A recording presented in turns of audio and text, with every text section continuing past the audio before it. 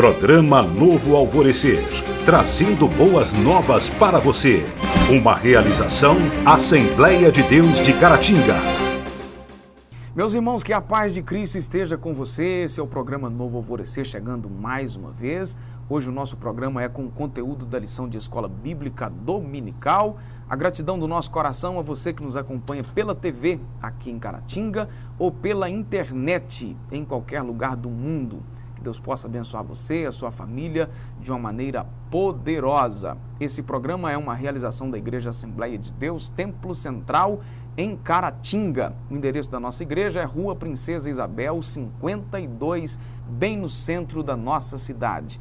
Nós vamos a um intervalo rapidinho e a gente vai voltar para trabalharmos aqui mais uma das parábolas contada por Jesus, e eu tenho certeza que será um tempo de aprendizado e crescimento do conhecimento da palavra de Deus. Não saia daí porque a gente volta em instantes.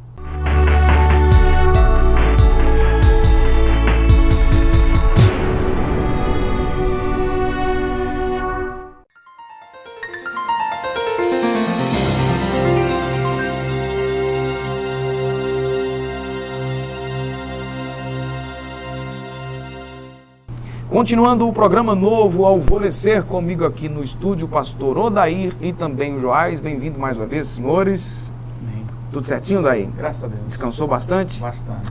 Legal. A lição que nós estaremos estudando hoje é a lição de número 10, nesse próximo domingo, dia 9 de dezembro de 2018, que é comemorado o Dia da Bíblia. O tema da lição é Precisamos de Vigilância Espiritual. Textuário da nossa lição, Mateus capítulo 26, versículo 41, que diz: Vigiai e orai para que não entreis em tentação. Na verdade, o espírito está pronto, mas a carne é fraca. A verdade prática, que é o resumo do assunto em uma única frase, diz que mesmo com oração, a ausência de vigilância é terreno propício para que a tentação encontre brechas e nos conduza à derrota espiritual.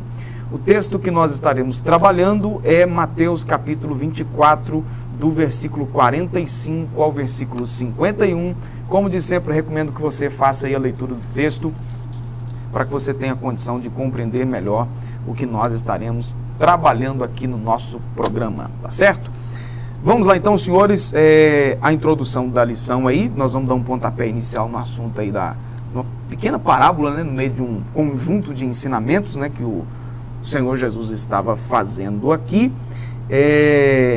diante desse ciclo, né, como o autor coloca aqui na lição de ensinamentos. Jesus está trazendo um ensino escatológico para os seus discípulos. Eu estou usando essa palavra aí, talvez não é uma palavra familiar para muita gente que está nos assistindo. Joás, eu pediria a você aí que definisse para a gente aí escatológico, termo escatológico. Escatológico que aponta para o futuro, né? Uhum. Jesus está apontando para uma coisa lá no futuro, porque na parábola ele vai falar de um servo aí que não aguarda a volta do Senhor, né? Isso aponta para o futuro, né? Nós esperamos um Senhor que vai voltar, né? Uhum. Certo, então ele inicia sua mensagem falando a respeito do princípio das dores, perseguição, falsos profetas, esfriamento do amor e tantos outros.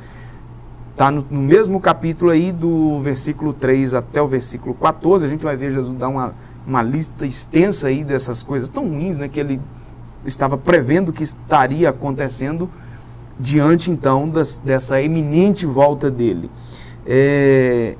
Seguindo aí pela grande tribulação, conforme a nossa linha teológica que nós, né, acreditamos, né? A linha teológica, na verdade, não é nossa, né?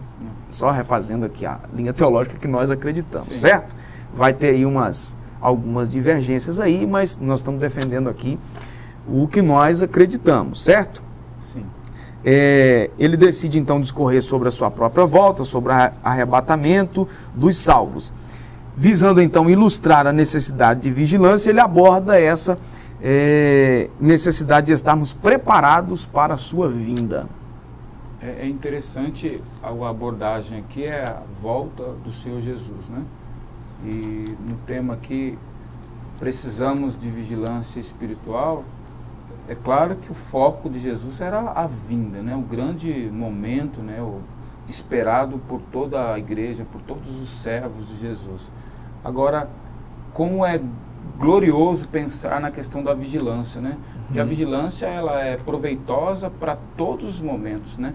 Não só na questão escatológica, na volta de Jesus, mas nós podemos dizer que os frutos são colhidos muito rápidos, a questão da vigilância, né? E claro... Que faz parte para o aguardo da vinda, né? Claro, né? Mas para hoje já, né, é um fator indispensável para a vida do cristão, né? Para não se tornar, mas permanecer servo, né? Tem que ser vigilante, porque o Senhor assim requer de todos nós. Né? Certo. Para a gente continuar aí e começarmos a entrar na parábola, de fato, o Joás, Jesus diz aqui, né, pequena parábola, assim como a última que a gente trabalhou, 2 servos, não é? A parábola é contada, então, tendo como base uma comparação entre um comportamento desses 2 servos. O primeiro, fiel e prudente, confiado em uma posição superior, esforça-se para realizar zelosamente a tarefa recebida. Porém, ele sabe que não é administrador geral da casa e apenas um despenseiro. E agora ele recebe uma oportunidade de fazer alguma coisa diferente do que ele normalmente fazia. O que a gente traz aí sobre esse servo? A nossa leitura em classe aí, né, vai do verso 24 até do verso 45 até o 51, né, do capítulo 24, ela começa com uma pergunta, né? Quem é, pois, o servo fiel e prudente? Né? Até estava comentando com o Daí antes aqui, né, da gente começar, essa palavra que é traduzida como prudente aí, né, tem algumas traduções bíblicas que ela vai estar sábio, tem algumas traduções bíblicas que ela vai estar sensato, né, ela fala dessa sabedoria moral, né, a palavra mostra um sujeito que é capaz de tomar boas decisões baseado com aquilo que ele já aprendeu, com aquilo que ele já tem, né, de experiência, de sabedoria, de conhecimento. E esse servo que o Senhor chama de fiel e prudente, né, e sábio e sensato, ele está aguardando a volta do Senhor, que deixou as coisas sob o cuidado dele, né? O Senhor depositou confiança nele para que ele cuidasse das suas coisas. E esse Senhor, ele vai voltar, né? Ele tem essa consciência de que nada é dele, que ele está só cuidando como um mordomo mesmo, né, daquelas coisas que não são dele, são do Senhor. E agora o segundo servo, que aí o comentarista coloca aqui de mau servo. Mau servo porque serviu mal, né? Deixa eu só citar algumas coisas do comentarista aqui. Esse segundo servo, recém-promovido, agindo de forma antiética, preferiu agir como um tirano, prevalecendo então na momentânea posição e entregando-se à devassidão, age irresponsavelmente, contando com a demora do seu senhor. Ele resolve oprimir os seus subordinados, vamos colocar assim, né, maltratando os seus conservos, os seus amigos de trabalho. Enquanto que o primeiro foi promovido, este é jogado para fora da casa, e já falando o resultado final que aconteceu com eles. Ele terá, ele terá a mesma sorte que está reservado aos servos infiéis. Ele resolve andar com os beberrões, né, maltratar quem é conservo junto com ele, né, ser duro com aqueles que ele deveria ajudar, né, a servir, que são servos do mesmo Senhor. Né? Ele faz isso porque, no entendimento dele, o servo está demorando, aconteceu alguma coisa, ele não vai voltar mais. Ele não confia na palavra que o Senhor deu para ele, que voltaria. Né? Aí ele age como se fosse dono das coisas que não são dele, né? Que ele é apenas um mordomo, ele age como se fosse dono. Né? E por isso o Senhor chama ele de servo mau. E o destino dele também é mau no final dele. Ruim. É uma questão que se aplica aos dois, é a questão de caráter, né?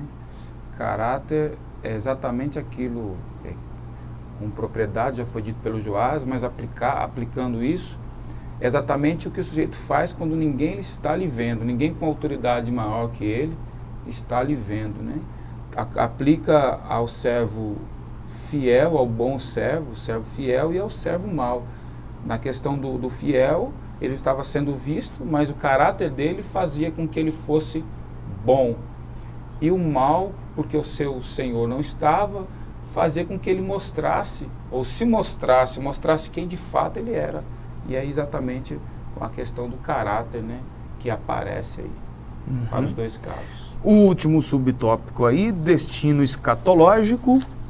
Como vimos, o primeiro, por sua fidelidade e bondade, será promovido, enquanto que o outro, por sua maldade e prevalecimento, será jogado para fora de casa. Ao descrever o castigo reservado para o servo infiel, Jesus abandonou a linguagem parabólica para falar do destino final dos hipócritas, isto é, no lugar para onde eles irão. Aí o versículo 51, onde haverá pranto e ranger de dentes. O Senhor da parábola requer dos servos o cumprimento fiel da tarefa que lhes foi confiada. O servo bom e fiel é aquele que se mantém ocupado, procurando sempre cumprir fielmente as suas tarefas. E aí, Joás? Um termo que é usado aqui para definir esse servo mau, né? Hipócrita. Né? É um sujeito que está muito preocupado em parecer e não em ser, né? É uma coisa assim meio chocante, né? O final que ele tem parece que é severo demais, né? Choro, ranger de dentes, né? Fala isso em partir ao meio. Esse choro e ranger de dentes aí não é sensacionalismo de Jesus? De jeito nenhum. Eu estou te fazendo essa pergunta porque quem está em casa não está entendendo, né? Quem está em casa não entendeu o porquê da pergunta, né? Eu estou dizendo isso aqui porque, diante de uma mensagem que eu ministrei uma vez sobre o inferno, algumas vezes, né? Alguém me chamou de sensacionalista por causa dessas expressões. É por isso que eu estou fazendo essa pergunta aí para você, para explicar que quem está em casa não sabe da história, então... Esse tipo de punição, até na Bíblia, ele aparece muitas vezes, ele era comum, né? Esse tipo de punição. Eu notei aqui alguns versos, Daniel 2:5, 3:29, 2 Samuel 12:31, 1 Samuel 15:33, 1 Reis 3:25, Hebreus 11:37, né? Vai falar bastante desse tipo de punição que o servo mau sofreu, né, por ser hipócrita. Certo. Então era uma coisa comum. Jesus não estava fazendo sensacionalismo, nem querendo aumentar a gravidade da coisa. É desse jeito mesmo. Ele fala de uma realidade que a turma conhecia bem, né? Isso aqui quase que chega próximo daquilo que Paulo falou, que escreveu aos Coríntios, das 6 obras, né? Que 3 madeira, palha e feno, mais 3 ouro, prata e pedras preciosas. Só que naquele caso, o sujeito ainda é salvo como que pelo fogo, né? Pelo fio da graça. Como diz o ditado, né? Salvo pelo gomo. Nesse caso é pela graça. Quando a gente fala 6 obras, né? A gente está falando as 3 primeiras que são que vão queimar, né? Pelo fogo. Mas o sujeito ainda foi salvo pela graça. Nesse caso aqui ainda é pior, né? Porque o sujeito ele não está fazendo com um desejo de parecer bom para o seu Senhor. Na realidade, não há mínimo esforço, né? Não, ele quer apenas criar algo para o seu bel prazer, né? Infelizmente, aí nesse sentido aí, ele está... Como Jesus disse, que não é sensacionalismo. Se complica demais, né? Tá certo. A gente vai dar uma pausa, você que está em casa aí, não sai daí, a gente volta rapidinho.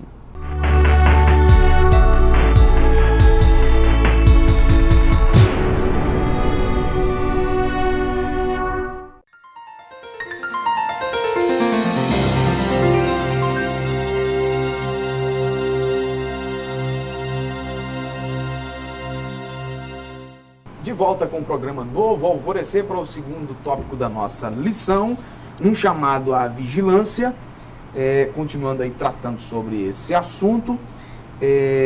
O ensino sobre a vigilância é constante no ministério de Jesus, a gente vê várias outras referências, eu cito apenas aí Mateus 26:41, que é o texto que nós já lemos aqui no início, que é um texto bem conhecido, né? Toda vez que alguém vai tratar desse assunto aí, é inevitável você lembrar disso aqui, aquele episódio que Jesus foi orar, levou 4 discípulos com ele, né? 4 ou 3, não sei.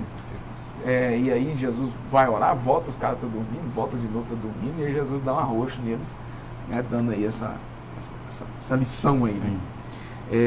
No intuito então de demonstrar de que forma devemos nos manter vigilantes, o Senhor Jesus narrou a parábola dos 2 servos, primeiramente contrastando o perfil de ambos ao mostrar que um era bom e o outro era mau. O mal os espancava, desprezava-os e, como se ainda não fosse bastante, comia e bebia com os bêbados. Essa atitude dos maus. Do servo mau, né? Do bom, além de fiel, era vigilante, administrando bem aquilo que recebeu do seu senhor. O destaque à vigilância nessa parábola se manifesta como sendo um exercício correto da mordomia. Não é? A mordomia aqui, às vezes tem um tom pejorativo, não sei se é que eu ouvi minha mãe falando isso aí. Parece que mordomia, é muita tranquilidade. A folgança, né? Folgança. Você está na mordomia terrível, mas parece. Mas a mordomia aqui não é isso, né? Mordomia aqui é do zelador, né? Que é quem cuida. O administrador, né? Aquele que zela. Exatamente, ou seja, o homem vigilante pratica a administração responsável do que recebeu do seu senhor, sabendo que está lidando com o que não é seu e que brevemente terá que prestar contas. Sim. Requer-se do dispenseiro que se ache fiel, né? Quando a mãe fala que você está na mordomia, tem um efeito contrário do que ela quer dizer, né? Ela quer dizer, você está aí tranquilo, deitado, assistindo seriado ou coisa do tipo, enquanto eu estou aqui trabalhando, eu estou aqui sendo mordomo, né? Ela não quer dizer que você é o mordomo, ela quer dizer que você está desfrutando da mordomia dela, né? E assim, muitos servos do Senhor no seu reino agem dessa maneira, né? O Senhor colocou algo na mão do sujeito e o sujeito age com displicência. Né? Se o Senhor te colocou como professor, você tem que ser um bom professor. Né? Se o Senhor te colocou como pregador, você tem que se dedicar à pregação. Você tem que ser um bom pregador. Né? Você tem que ser um bom mordomo daquilo que o Senhor colocou na sua mão para cuidar. Paulo disse isso, né? Que ensina que haja dedicação no ensino. Sim. A questão essa é tão... A questão da mordomia, isso é, quanto mais se relaciona com, no caso aplicando a nós, quanto mais se relaciona com o Senhor, mais nós vamos entender a necessidade da vigilância. Notem que em nenhum momento o servo bom ou o servo fiel, ele fez isso com medo do Senhor. Ele não fez com medo dele voltar e receber o rigor de um Senhor. Ele sabia que ele havia recebido algo que não lhe era devido, ou que o Senhor fez porque encontrou nele graça, né? Deu para ele a oportunidade de administrar, né? Isso. E ele recebe aquilo com tanto favor, com tanta alegria, que ele resolve ser fiel, né? Então eu entendo que a questão do infiel, do fiel, está ligada, bem relacionado a essa questão de conhecer de fato quem é o Senhor. Aí fica simples, ou então o sujeito não quer nada porque ele não conhece, ou imagina que conhece e não conhece o seu Senhor, aí acaba sendo infiel. Aí Jesus, aproveitando isso aqui, caminhando aí de novo para o aspecto escatológico, ninguém sabe o dia, a necessidade de vigilância é clara exatamente por causa disso, de ninguém saber o dia da vinda do Senhor Jesus. Como os servos da parábola também não sabiam o momento certo do Senhor deles voltar.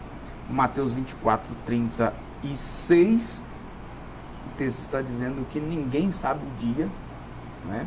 Jesus utiliza então a figura do pai de família, dizendo que se este soubesse quando o ladrão viria, vigiaria e estaria à sua espera, impedindo que o malfeitor fizesse mal à sua família. Estar preparado a qualquer momento para a volta de Jesus é parte da responsabilidade básica de cada discípulo. E aí, Joás? Isso aí faz parte da vigilância, né? Eu devo estar vigilante porque a qualquer momento ele volta e ele vai querer que eu preste conta do que ele me confiou, né? Se somos servos, né? Estamos cuidando de algo que o Senhor nos confiou. Como ele vai nos encontrar quando ele vier? Certo. Citei esse texto aí do Mateus 24, 36, que ninguém sabe dia nem hora, aí o texto lá diz que nem o filho, não é? Como que fica isso agora? Agora o filho sabe, né? Eu estou te perguntando, automaticamente a pergunta é retórica, porque tem muita gente que diz que nem Jesus sabe, o que não é verdade. Sim. Não é? Ele pode não ter tido vontade de saber naquele momento para não gerar expectativa nos apóstolos e coisas do tipo, porque eles já tinham eles perguntavam quando vai acontecer essas coisas. Mesmo porque, exatamente por ter aberto mão dos seus atributos, ele não sabia. Né? Estava limitado à carne humana. Sim, mesmo a função, a visão de Jesus, né? A missão era mostrar, glorificar o Pai. Se ele diz, ele chamaria a honra para ele, né? Se ele, a data vai ser tal, o momento vai ser tal. Se ele fala, ele chamaria para ele a honra, né? A glória. E ele, a função, o desejo dele, não. Só o Pai. É com o Pai. Aí eu vou utilizar aqui na linguagem baiana e tem uns abestados aí que de vez em quando marcam dia e hora, né? Já tem algumas vezes que voltou, né, para alguns certo. aí. É triste, muito triste. E é vergonhoso, né? Aí depois você reinventa a data ou cria-se argumentos para provar que ele não estava errado, né? Foi quem errou. Jesus mudou de ideia, talvez, alguma coisa assim. É Ele triste. veio, mas foi numa outra dimensão. É triste, muito triste. Certo. Mais alguma coisa a acrescentar aí? É isso. Fechou? Tá bom. Então a gente vai dar mais uma pausa aqui, o último intervalo do programa e a gente volta rapidinho.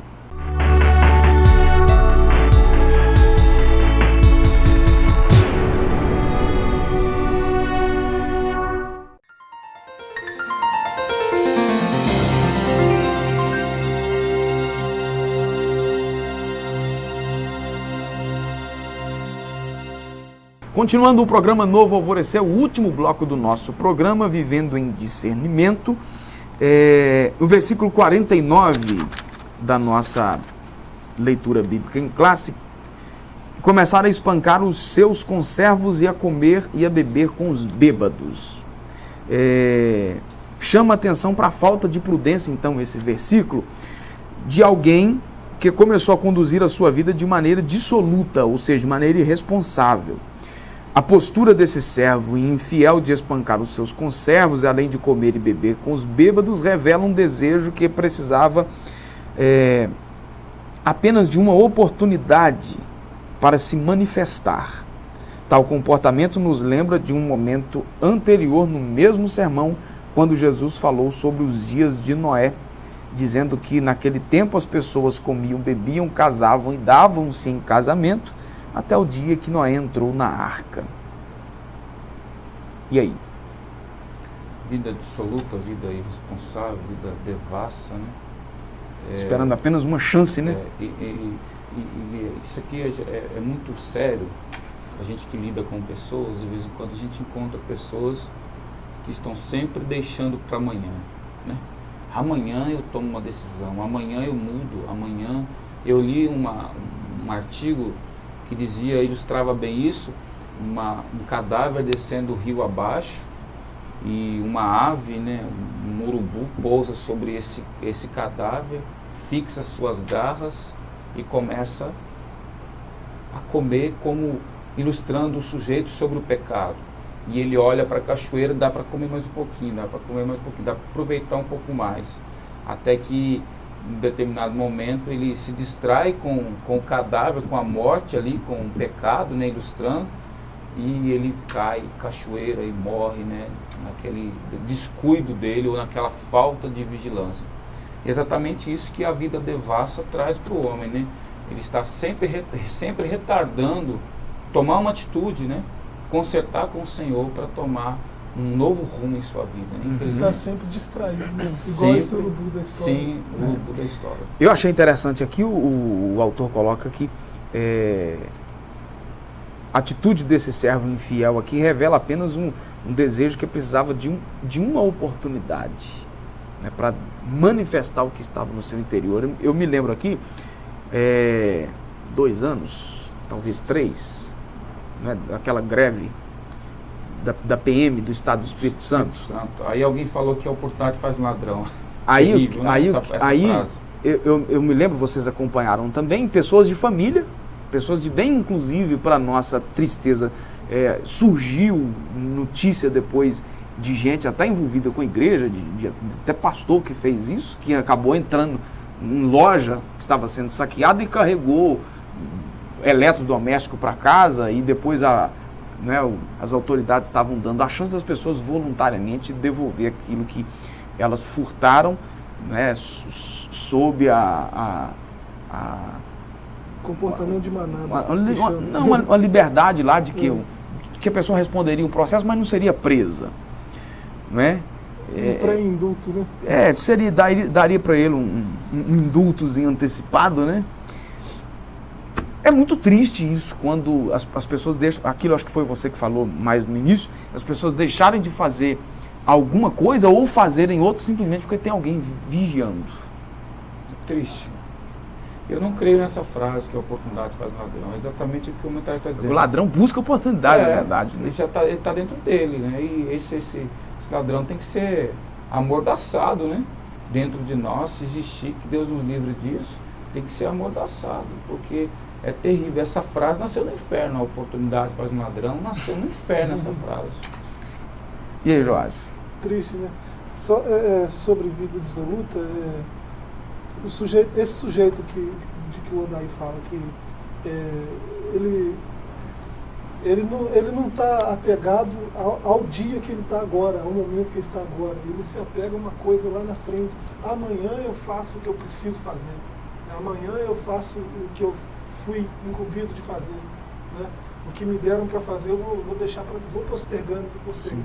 E nunca chega esse amanhã. Né? O sujeito, o que ele tem é o agora. Né? O Salmo 118, né? Esse é o dia que o Senhor fez. Vamos alegrar, vamos nos regozijar. Né? Nele, né? Desde os tempos de Moisés, o povo de Deus é exortado a viver uma vida de santidade. Não é? Isto é, uma vida separada e consagrada totalmente ao Senhor. Para o povo da nova aliança, que é a igreja, a mesma vida de santidade também é requerida. Primeira carta de Pedro, capítulo 1, versículo 16, Pedro diz isso. Pois temos mais luz e conhecimento em relação às coisas de Deus do que o próprio povo de Israel. Muita graça. Tem muita gente que não pensa nisso. Né? Hoje nós temos a oportunidade de conhecer a Deus melhor do que Abraão. Não é? Ele viu o fogo, mas não sentia nada. A gente exatamente. Não vê o fogo, mas sente a glória. Hoje, mais do que qualquer outra geração de cristãos, precisamos nos lembrar de que sem santificação ninguém verá o Senhor. Hebreus 12, 14. E aí? Eu entendo santificação, para muitos, né, é um clausuramento, né?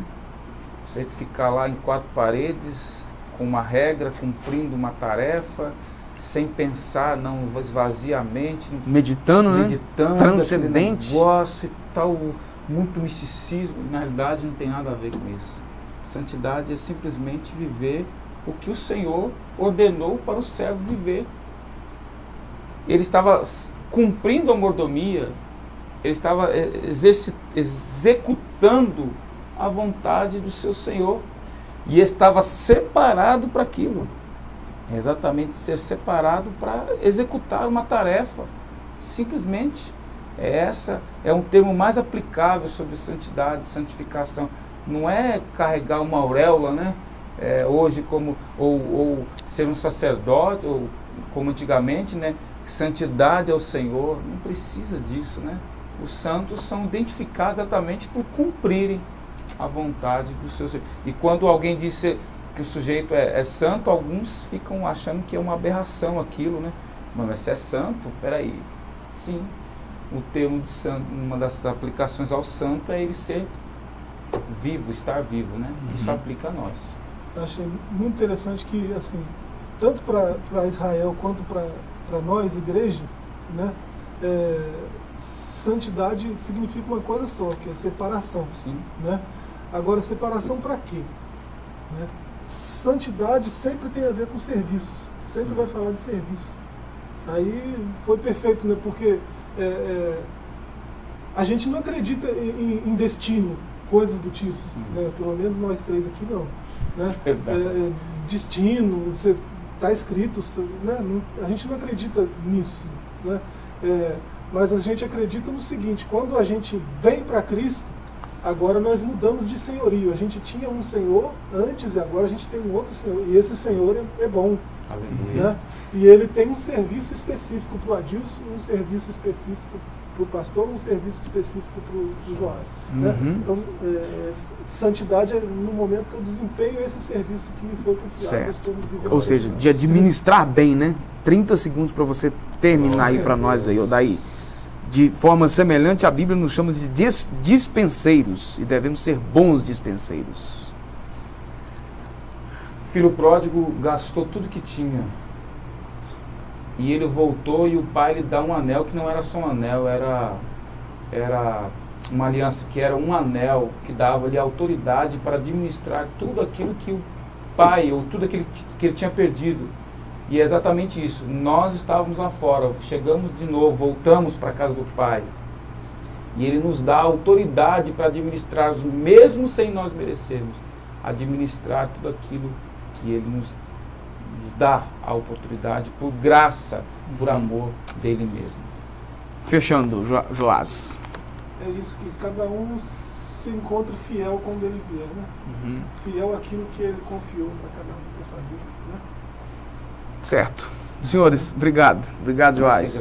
Você de casa também, a nossa gratidão por você ter nos acompanhado. E lembrando que a gente dá aqui só uma pinceladazinha do nosso assunto e a gente convida você a participar da Escola Bíblica Dominical, que acontece na nossa igreja todo domingo às 8 da manhã, onde esse assunto é de uma maneira melhor explanado, com um tempo maior, com aula presencial. Você tem a oportunidade de fazer perguntas caso exista alguma dúvida e, enfim, você é o nosso convidado especial a participar aqui no nosso Templo Central, Rua Princesa Isabel 52, no centro da cidade de Caratinga. Você que nos acompanha pela internet, você pode procurar aí pertinho da sua casa um templo da Assembleia de Deus, bem pertinho de você.